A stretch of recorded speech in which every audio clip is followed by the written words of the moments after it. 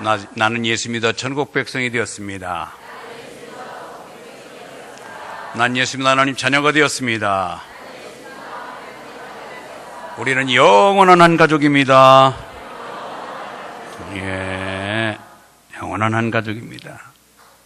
예.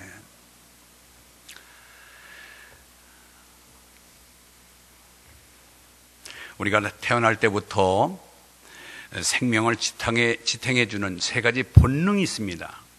우리는 이 본능 세 가지가 우리를 저기까지 지탱하도록 삶을 영위하는 근간이 되어 있습니다. 특별히 먹는 식욕, 이 먹거리, 먹는 것만 보면 군침이 돌고 식성이 돋아나는 것, 그것 때문에 여러분들이 건강을 유지할 수가 있습니다.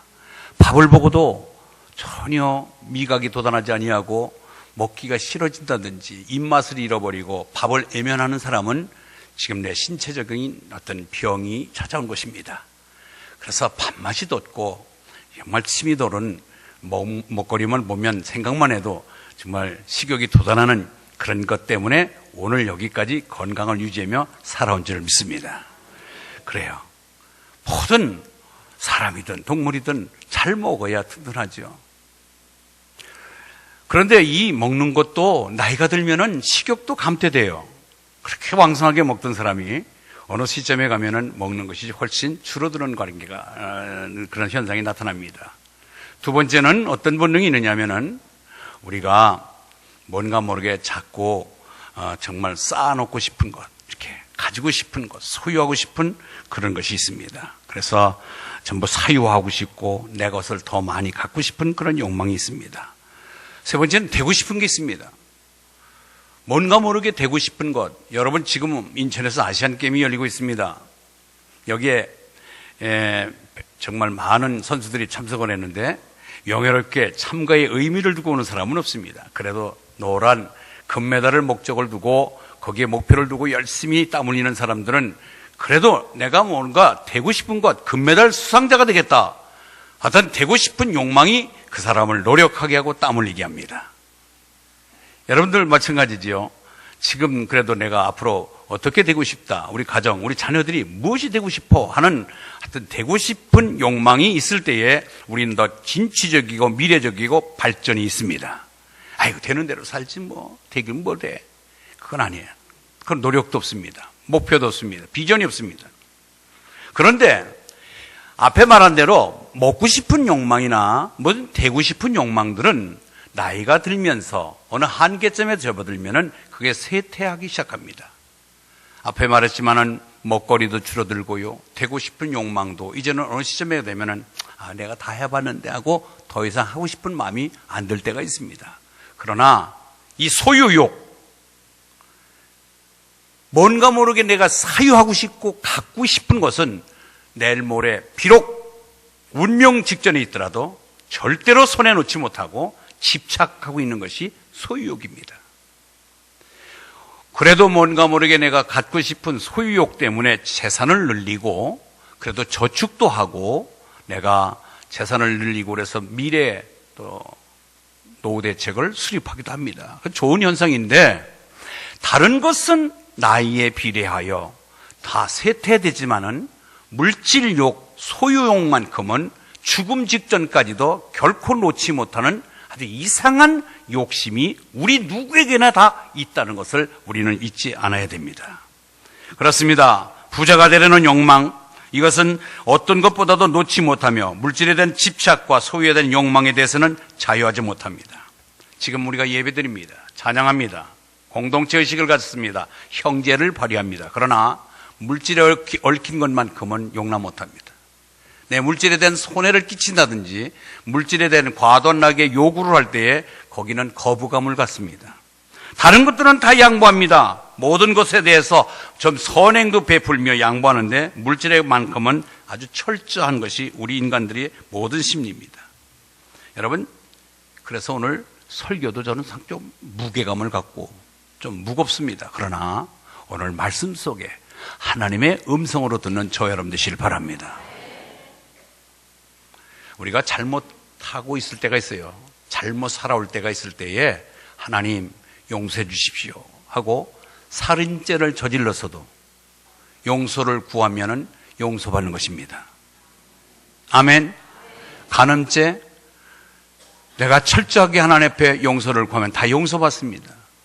그러나 용서를 구하지 못하는 죄가 있는데 그것이 바로 물질적인 죄는 내가 회개도 안 나오고 절대로 놓치지 못하고 그 기회를 상실하고 맙니다. 누가복음 18장에 가면은 한 젊은 관원이 나옵니다. 어떻게 해서 일찍이 관원이 됐는지, 젊을 때 재산을 어떻게 축적했는지, 젊으면서 관직을 가지며 부자입니다. 우리가 요망하는 이 삼박자를 다 가진 사람입니다. 그가 한 가지 궁금한 게 있습니다. 야, 인간 죽으면 어떻게 되지? 나 이 땅에서는 다 아무것도 부러움이 없이 사는데 영생이라는 것이 영생하는데 영생이라는 것이 있는데 이걸 어떻게 얻는 것이지? 하고 고민하다가 모든 진리에 탁월한 예수님의 소식을 듣습니다. 그래서 예수님에게 찾아와서 선생님, 어떻게 하면 영생을 얻는 것입니까? 라고 18장 18절에서부터 우리 한번 읽겠습니다. 시작.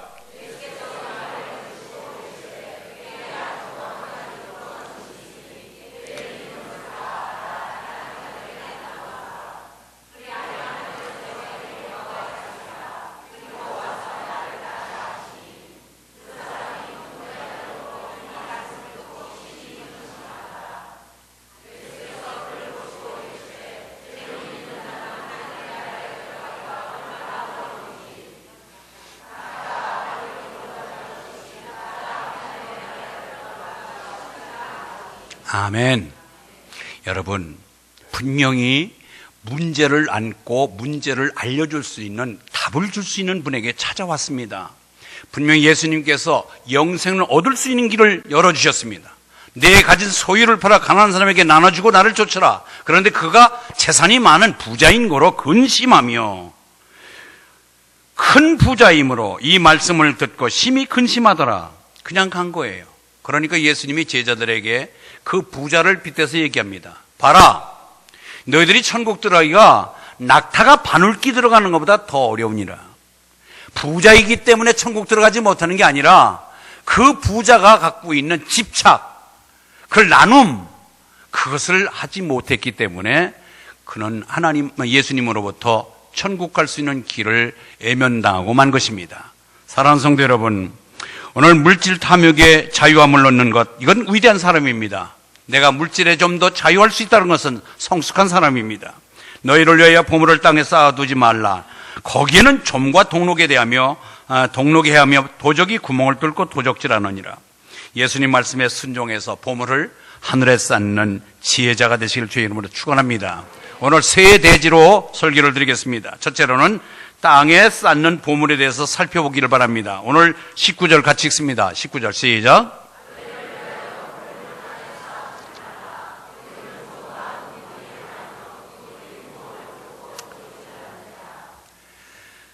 보물이라고 하면은 다이아몬드나 값나가는 보물, 그 가문에 전통적으로 내려오는 어떤 공예품이나 골동품 같은 것으로 연상할 수가 있습니다. 그러나 그 당시에 예수님이 이 설교를 하실 그 당대의 보물은 어떤 것을 보물로 취급했느냐 하면은 첫 번째는 옷입니다. 지금은요, 옷이 여러분들 사시사철 갈아입을 옷이 쎄발렸습니다. 천지백갈입니다. 그런데 당대는 옷이 얼마나 귀했던지 옷 한 번 구하려면 얼마나 어려웠는지 모릅니다.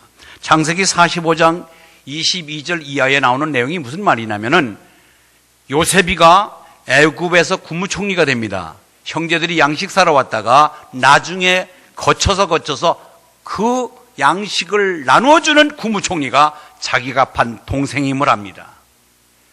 그리고 나중에 그 동생이 요셉이가 아버지를 모시고 오라고 형제들을 보내면서, 그때 양식 사러 온 형제들을 보내면서 나머지 고향에 있는 형제들까지 포함해서 모두 선물을, 곡식 물론 목걸이 보내지만은 옷을 한 벌씩 해서 보냅니다.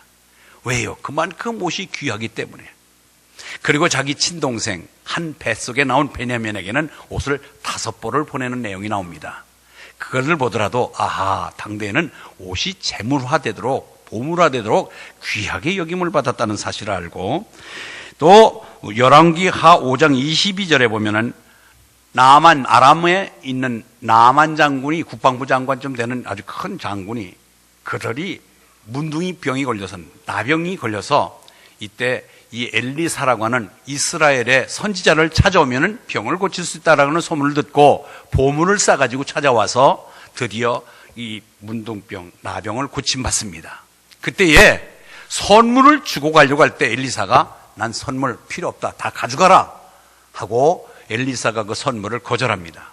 그때에 그의 신하였던 부하였던 게하시라고 하는 사람이 남몰래 엘리사의 동의를 얻지 아니하고 몰래 찾아가서 그 나아만에게 거기서 아주 귀한 옷을 하나 봤는데 옷 2벌을 챙겨갖고 오다가 크게 망신을 당한 그런 사건이 있습니다. 이처럼 당대에 옷은 보물처럼 귀중하게 여겼다고 하는 사실. 두 번째는 무엇이 보물이었느냐면 곡식이 보물이었습니다. 먹거리가 적을 때 중동 지방에서 정말 농사를 지어서 때 맞추어 배불리 먹는다는 것은 큰 어려운 그런 실정이었습니다. 그런데 곡식을 마음껏 내가 얻을 수 있다. 그래서 곡식을 비축하고 곡식을 필요할 때 사용할 수 있다는 것은 큰 보물 취급하듯이 굉장히 곡식을 귀하게 여겼습니다. 누가복음 12장에도 나옵니다. 그 한 농부가 농사를 지어서 곡식을 많이 저장할 창고가 없을 때에 창고를 더 짓고 창고마다 곡식을 쌓아놓고 이렇게 독백하잖아요. 그렇다 내가 이렇게 하리라. 내 곡간을 헐고 더 크게 짓고 내 곡식과 물건을 거기에 쌓아두리라. 여러분, 창고가 차고 넘치도록 곡식을 쌓아놓은 것, 보물을 쌓아놓은 것처럼 기분 좋아했던 모습들을 볼 수가 있습니다. 세 번째 당대의 보물은 어떤 것이냐? 바로 금은보화입니다. 금은보화, 지금이나 예나 금은보화는 보물입니다. 마태복음 13장 44절에 보니까 천국은 마치 감추인 보화와 같으니 사람이 이를 발견한 후 숨겨두고 기뻐하여 돌아가서 자기의 소유를 다 팔아 그 밭을 샀느니라. 밭을 쟁기질하다 보니까 뭐가 덜커덕하고 걸려요. 전쟁터에, 농경사회에, 당대의 항아리 같은 데다가 방금 얘기한 옷을, 곡식을, 금은보화를 담아서 항아리채 밭에다가 묻어놓고 전쟁이 끝나가면 찾아가려고 그렇게 묻어놓은 것입니다. 그런데 전쟁터에 그들이 죽어버립니다. 그러면은 묻은 사람이 죽어버리면은 후손이 어디다 감춘지 모르니까 그것을 나중에 밭을 갈던 농부가 발견하여 이 밭을, 이 보물을 찾기 위해서 밭을 사는 그런 사례가 있습니다. 그만큼 당대의 보물은 옷, 곡식, 금은보화가 보물이었습니다. 그런데 오늘날 금은보화는 뭘까요? 오늘은 여러 가지가 여러분들의 보물이 될 수가 있습니다. 현대인들의 보물은 연인과의 사랑이 보물일 수가 있고, 돈이 보물일 수가 있고, 명예가 보물일 수가 있으며, 여러분의 자존심, 또 개인적인 자존심이 될 수도 있습니다. 가문의 자존심과 개인의 자존심, 특별히 학벌. 나 서울대학교 나왔어. 나 그래도 S대 나오고, K대 나오고, Y대 나왔다고 하는 것 두고두고 자랑합니다. 이 애모, 학벌, 애모, 그분 사회적 지위, 이런 것을 자랑하는 사람들이 있습니다. 권력을 보물화 취급하는 사람이 있고, 쾌락을 보물처럼 취급하며 술, 도박, 음란한 행위를 즐기는 사람들이 있습니다. 이런 것들을 오늘날에 보물화되어서 이것을 하늘에다가 쌓을 수도 없는 것도 있고, 땅에다가 쌓다가 그 땅에 쌓는 것은 바로 좀과 동록과 도둑이 이거를 다 해친다고 하는 사실을 우리에게 경고하고 있습니다. 여러분, 우리가 하늘에 쌓는 게 뭐예요? 사실상 이런 것들 우리가 투기합니다. 또 그런가 하면은 투기 모자라 또 투자도 하다가 망하기도 하고, 돈을 줬다가 떼기도 하고, 보증을 섰다가 어려움을 당하기도 하고, 또 주식을 했다가 깡통 차는 사례도 있고, 이런 모든 것들 하늘에다 쌓지 못하고 땅에 쌓다가 번번이 실패하고 어려움을 겪는 사람들이 우리 주변에 참 많이 있습니다. 예수님께서는 이 세 가지 옷과 곡식과 보화와 보물이 이것을 어디다 쌓으라고? 땅에 쌓지 말고. 누구를 위하여? 너희를 위하여. 땅에 쌓지 말고 이것을 하늘에 쌓으라고 얘기합니다. 그러면 땅에 쌓는 보물의 문제점이 뭡니까? 사실상 여기에 좀이라고 하는 것. 여러분 좀 먹는 거 알잖아요. 옷을 잘못 보관하면은 옷이 망가집니다. 해집니다. 그런가 하면은 여기에 동록이라고 하는 것은 녹슬다, 먹어버리다 그런 뜻인데 해충이 먹어버리고 벌레가 먹어버리고 썩어버리고 그래서 부식되는 것을 말합니다. 우리는 이 땅에 부식되고 없어지고 해서 정말 닳아서 쓸모없이 써보지도 못하고 없어지는 것보다는 하늘의 보화를 쌓으면 더 많이 빛나게 사용될 수 있다고 하는 것을 우리에게 알려주고 있는 말씀입니다. 보화를 도둑질한다. 여러분 그래서 우리가 잊어버릴 수도 있고 앞에서 말한 투기나 투자를 해서 잘못됨으로 인하여 손해보는 것을 말하고 있습니다. 이 땅의 보물은 안전하지 못합니다. 언젠가는 다 그것이 동록이 되고 좀이 먹고 도둑질을 맞기 때문에 안전하지 못해서 가장 안전한 것 그리고 우리가 죽어버린다면 사실은 그것은 아무도 그것을 가져갈 사람이 없어. 임자도 없고 아무것도 모른다는 사실입니다. 그래서 이제 이 모든 것들을 하나님 앞에 모든 것을 하늘에 바칠 수 있는 넉넉한 마음을 갖도록 오늘 우리에게 그것을 주지시키고 있는 것입니다. 그런데 두 번째는 하늘에 쌓는 보물에 대해서 좀 알아보기 바랍니다. 이제 땅에 쌓는 보물에 대해서는 우리가 설명이 됐습니다. 오늘 20절 같이 읽습니다. 20절 시작. 오직 너희를 위하여 보물을 하늘에 쌓아두라. 거기는 좀이나 동록이 해하지 못하며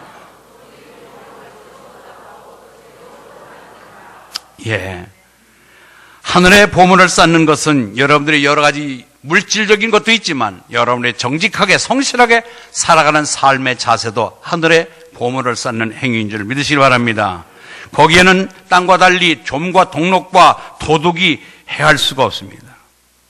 그것은 아무나 접근할 수 없기 때문에 그렇습니다. 우리 주의자님 좀 나오세요.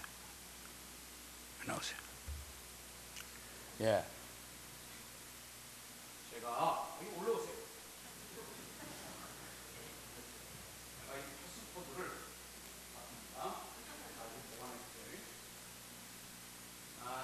여기 지금 카드하고 해서 약 한 500만 원 정도의 가치가 있는 지갑을 제가 우리 집사님께 맡겼습니다. 그러면은 우리 집사님은 내 것을 보관하는 보관자로서 마음대로 이 돈을 꺼내 쓰고 활용할 수 없습니다.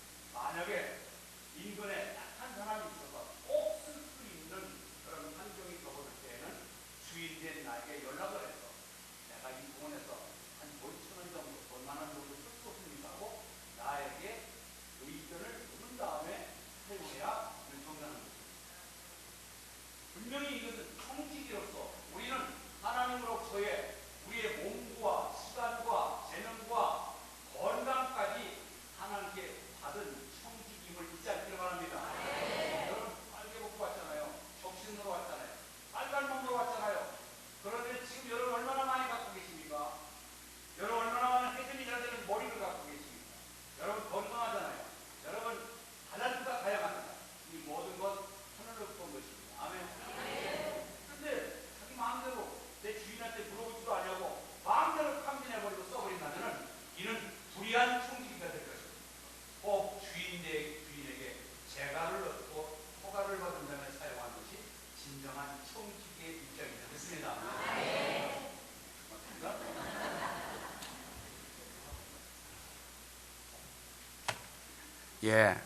우리는 하늘의 보물을 쌓는다고 하는 것은 내 것이 아니기 때문에 하나님 앞에 성실하게 그분의 뜻을 따라서 그분과 협의 속에 하늘의 신령한 것을 내게 주신 모든 것들, 앞서 말한 건강, 재능, 물질, 여러분들의 모든 자녀, 여러분의 주변의 여러 여건, 이런 것들을 하나님 앞에 물어서 하나님과 상의하여 하나님 기분 좋게 하나님의 뜻에 따라 사용할 때에 이것이 청지기적인 자세인 줄 믿습니다. 이게 하늘의 보물을 쌓는 거예요. 하늘의 보물을 쌓는 거예요. 요 지금 읽은 본문 마태복음 6장 19절 앞에는 세 가지 커다란 항목에 대해서 예수님이 강조한 것이 그게 뭐냐면은 구제와 기도와 금식에 대해서 말씀합니다. 여러분, 우리가 구제를 하더라도 오른손이 한 것을 왼손이 모르도록 은밀하게 돕는 것은 하늘의 보물을 쌓는 것이지만 떠벌리고 자랑하고 남이 알아주고 박수 받아야 돕는 것은 이것은 땅에 쌓는 것입니다. 우리가 기도도 마찬가지입니다. 기도도 정말로 골방에서 은밀하게 하나님께 부르짖는 기도야 그것이 하늘에 쌓는 기도지. 다른 사람이 나 기도하네, 나 기도하는 사람이다, 나 기도 많이 하는 사람을 알아주라 식으로 남이 인정받기 위해서, 남에게 인정받기 위해서 기도한다면 이는 땅에 쌓는 행위일 것입니다. 금식도 마찬가지지요. 금식을 하는지 안 하는지, 머리에 단장하고 기름을 바르고 평상시와 같은 표정 관리를 잘하고 늘상 긍정의 얼굴을 띠고 금식을 하는 자는 하늘에 쌓는 것이고, 얼굴이 파리하게 일부러 그냥 살쭉하게 해서 나 금식기도 합니다, 나 지금 40일 금식기도 들어갔습니다, 떠벌리는 것은 하늘에다가 보물을 쌓는 것입니다. 여러분, 우리는 진정으로 우리의 모든 것 하나님 앞에 가치 있게 하나님과 상의하여 하나님 뜻에 따라서 사용하는 하늘의 보물을 쌓는 지혜자가 되시길 주의 이름으로 축원합니다. 그렇습니다. 하늘에 쌓는 것이 궁극적으로 누구를 위한 것이라고요? 나를 위해서, 너희를 위하여. 오늘 20절 오직 너희를 위하여 보물을 하늘에 쌓아두라. 하늘의 보물 쌓는 것이 하나님을 위해서 쌓는 게 아닙니다. 다른 사람을 위해서 쌓는 게 아니라 나 본인을 위하여 보물을 쌓는 것을 잊지 않기를 바랍니다. 오직 너희를 위하여. 여러분, 하늘에다 보물을 쌓으면 어떤 수지 맞는 일이 있는지 아세요? 죄송합니다만 제 표현이 수지라는 소리를 썼습니다. 어떤 이익이 있고 어떤 유익이 있는지 아십니까? 그것은 마가복음 10장 29절 30절에 이렇게 말씀합니다. 마가복음 10장 29절 30절 읽습니다. 시작.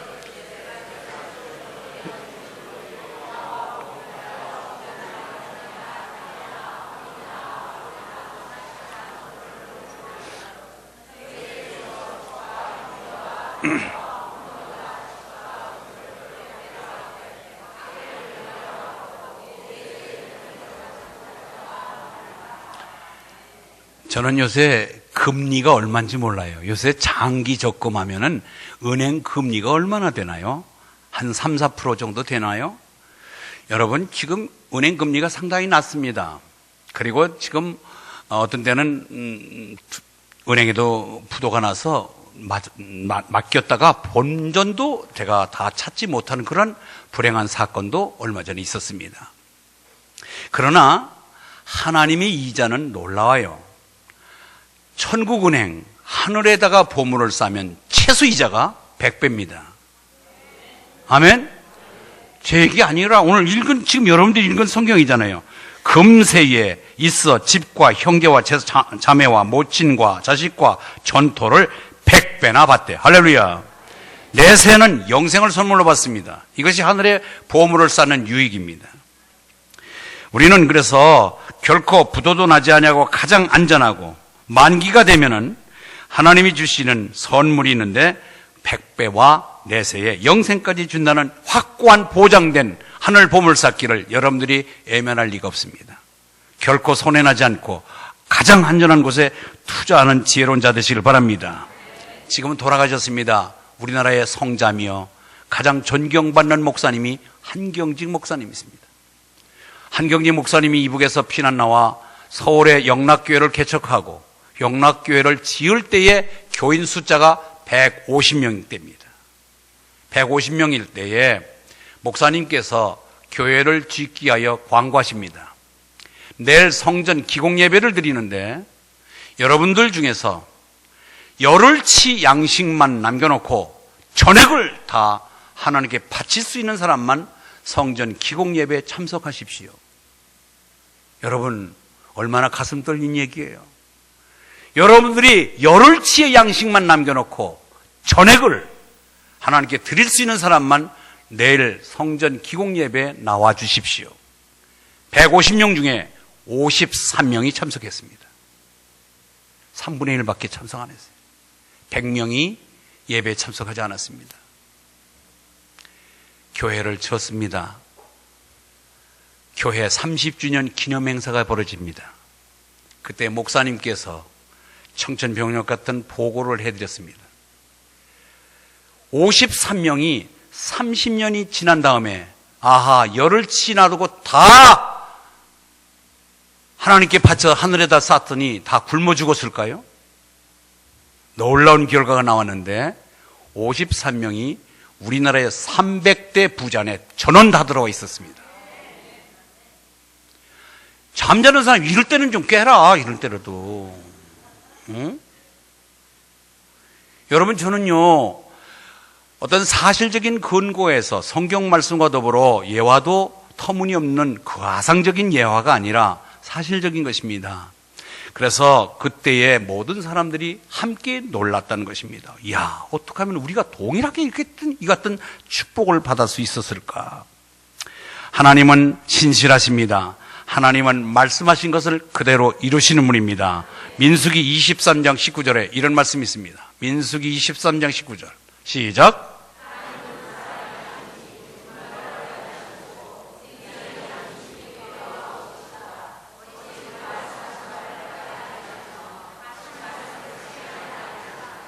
그렇습니다. 앞서도 말씀드렸지만 금생의 100배, 내세의 영생을 선물로 주시는 것을 약속하고 있기 때문에 여러분들이 하늘의 보물을 쌓을 때 최소 100배의 복을 받을 것을 믿음으로 아멘하시기 바랍니다. 세 번째, 보물을 땅에 쌓지 말고 하늘에 쌓아둬야 될 이유가 있습니다. 왜 하늘에 쌓아야 되는가? 오늘 분명히 말씀합니다. 오늘 21절 읽습니다. 21절 시작. 내 보물이 있는 곳에는 내 마음도 있느니라. 여러분, 우리가 계모임을 하고 여러분들 스스로의 몇 사람들이 계모임을 하잖아요. 그런데 그 계모임에 회비를 착실하게 낸 사람은 안 빠집니다. 왜? 내가 거기다 돈을 냈기 때문에. 그런데 돈도 안 내고 한두 번 참석한 사람은 관심이 없습니다. 그 해가 존속이 되든 없어지든 관심이 없습니다. 보물이 있는 곳에는 내 마음이 있습니다. 항상 그러세요. 그러니까 땅에다가 관심 갖고 땅에 투자하고 땅에다가 보물을 많이 둔 사람은 땅 하면서 살다가 땅 맞아 죽어버리는 거예요. 그러나 하늘에다가 소유를 두고 하늘에 쌓는 자는 하늘에 관심이 있는 거예요. 야, 정말 내가 영생으로 하늘의 보화를 누리며 정말 영생을 선물로 받는다더니 이 땅에 우리가 지금 힘들고 어려워도 장차 나타날 영광을 좋게 비교할 수 없다고 그러니까 늘 소망 중에 살아가는 줄 믿습니다. 아멘. 어느 교회에서 그 교회는 구역예배를 드리는데 구역장이 구역예배를 인도하는 게 아니라 늘 사회를 구역원들이 돌아가면서 사회를 보고 인도합니다. 아마 우리 구역도 한번 그런 구역이 생기기를 바랍니다. 구역장이 단독으로 하는 게 아니라 구역원끼리 돌아가면서 구역예배를 인도하는 거예요. 그런데 이제 구역예배를 인도할 차례인 한 집사, 여집사님은 복부인이에요. 복부인. 이 아파트 저 아파트 그 딱지 사가지고 팔고 막 하는 아주 참 복부인이 하나 있는데 헐레벌떡 들어와서 이제 구역예배를 인도해야 되잖아요. 그러더니 자, 찬송가 다 같이 101동 찾기 바랍니다. 그러더니 저 뒤에 졸던물 잘 못 들었어요. 101장이 아니라 101동 찾기를 바랍니다. 그러더래요. 땅에다가 심고 땅에만 관심 있는 사람은요, 땅의 것만 생각이 되기 때문에 그런 실수가 있을 수 있죠. 우리는 땅에 살지만 하늘에 소망을 두며 사시는 여러분 되시길 바랍니다. 두 남자 집사님들이 기도원에 기도하러 갑니다. 한 차에 둘이서 타고서 가는데 갑자기 이번에 폭우처럼 갑자기 물이 불어나서 차가 더 이상 진입을 못하고 차가 떠내려가서 차를 한 옆에다가 처박아 놓고 둘이서 도보로 터벅터벅 기도원에 올라갔습니다. 차 주인은 기도가 나오는 것, 하나님 차 떠내려가지 않도록 어디 걸려서 차 찾게 해 주시옵소서. 차 찾게 해 주십시오. 차에 대해만 기도를 계속 하는 거예요. 또 한편 같이 온 그 사람은 탄광업을 하시는 분인데 하나님 비가 탄광에 들어가지 않게 해 주시옵소서. 나와 상관된 것에 대해서 어느 곳에 내 삶을 집중하고 있느냐에 따라서 기도도 거기에 함께 나온다고 하는 것을 알려드리고 있는 것입니다. 여러분, 하나님, 우리 삶 속에서 내가 가장 관심을 두고 내가 가장 심혈을 기울이는 것이 땅에 있습니까? 하늘에 있는지 우리가 한번 점검하는 이런 시간이 되기를 바랍니다. 이제 말씀을 정리할까 합니다. 골로새서 3장 2절에 보니까 위의 것을 생각하고 땅의 것을 생각하지 말라. 우리는 하나님의 자녀임을 믿으시길 바랍니다. 우리는 마음이 하늘에 있는 사람들이고 이 땅에 살지만 하늘에다가 소망을 두고 사는 저 여러분 되시길 바랍니다. 그러나 바리새인과 서기관들은 땅에 있는 것을 생각하는 사람이었습니다. 늘 땅의 것만 생각하고 땅을 바라보고 살았던 그런 사람들입니다. 그러나 우리는 이 땅에 살지만 하늘에 소망을 두고 하늘의 뜻을 두고 하나님의 뜻을 펴나가는 하나님의 백성들입니다. 이제 우리는 더욱더 하늘 창고가, 정말 내가 머물 하늘 창고가 얼마나 가득 채 있는지 한번 생각해 보시기 바랍니다. 지난 주일날 제가 나그네의 삶을 지혜롭게라고 하는 설교를 드렸습니다. 그때에 나그네로 저 네팔에 있는 대학을 나온 4년제 대학을 나온 근로자가 아무리 많이 벌어봤자 한 달에 우리 한화로 5 내지 10만 원씩 벌이밖에 되지 않는데, 그가 인력을 송출해서 인력을 팔아서 그 인접인 싱가포르, 홍콩, 우리나라보다 국민 소득이 더 잘 살고 있는 나라에 가면은 30만 원 내지 40만 원밖에 받지 못한대요. 그런데 한국에 오면은, 어제도 제가 여기 근로 현장에서, 건축 현장에서 일하시는 분들을 물어보니까 한 10만 원 가까이 받는데요. 외국인 노동자도. 여러분, 그러니 한 20일만 일해도 200만 원 수입이 되는 거잖아요. 그런데 그 사람들이 한국에 이런 정말 드림, 꿈을 갖고 와서 열심히 일하는데, 대부분의 사람들이 초창기에는 송금을 착실하게 보낸대요. 그런데 주변의 같은 동료들이 이 한국의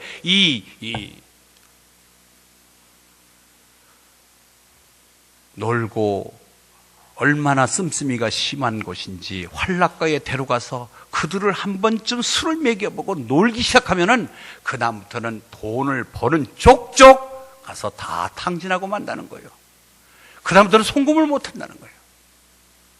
저는 가끔가다 해외를 나갈 일이 있어서 공항에 가보면은 애국의 얼굴 시커하고 동남아 사람들이나 이런 사람들이 그냥 짐을 가득가득 5개, 6개 만들어가지고 가져갈 수 있는 아마 최대의 양을 만든 것 같습니다. 그래가지고 기쁜 마음으로 웃음 띄면서 기쁨으로 자기 나라에 귀국하는 사람이 있습니다. 그런데 또 어떤 사람은 가방 달랑 하나 들고서 쓸쓸하게 그냥 고향으로 가는 사람이 있습니다. 여러분, 그는 고국에다가 열심히 송금하고 거기다가 보화를 보내고 쌓아서 내가 가면은 전답도 사고 집도 사고 자녀들과 새로운 삶을 살겠노라고 희망차게 출국하는 사람이 있습니다. 여러분, 우리가 언젠간 우리의 연수가 70이요 강건하면 80이라 그 연수의 자랑은 수고와 슬픔뿐이요 신속해가니 날아가나이다. 이 날아가는 인생이 끝나면 우리는 하나님으로부터 보냄을 받았던 그곳으로 우리의 본향에 도착할 줄 믿습니다. 그곳에 어떤 자세로 갈까요? 보화를 많이 보내고 정말로 하나님 앞에 잘했다 칭찬드리며 영생을 선물로 받을 것을 생각하며 정말 의의 멸관을 내게만이 아니라 주의 나타나심을 사모하는 모든 자에게 함께 대관식에 참석할 것을 생각하면서 기쁨으로 하늘나라에 사모하는 마음으로 주님을 영접하는 마음으로 달려가는 사람이 있는가 하면 혀를 남발로 빼며 눈은 부릅뜨면서 비참하게 죽어가는 사람도 저는 임종시에 많이 봅니다. 사랑하는 성도 여러분, 오늘 저는 천국 쌓기에 여러분들이 이 귀한 사역에 내 일생일대에 처음 한번 갖는 기회다 생각하시고, 못해서 할 수 없는 것은 어쩔 수 없으나 할 수 있는데도 안 하는 거와 못하는 거하고는 차이가 있습니다. 사랑하는 성도 여러분, 하나님 앞에 기쁨을 드리며 이 땅에서 잘되고 내세 영생을 누리는 복된 인생 되시기를 주의 이름으로 축원합니다. 하나님 아버지 감사합니다. 오늘 하늘 보물 쌓기에 우리의 진정한 뜻이 어디에 서려 있고 왜 써야 되는지를 깨닫게 하시니 감사합니다. 기쁨으로 하늘 보물 쌓기에 동참자가 되고 협력자가 되고 하나 될 수 있도록 은혜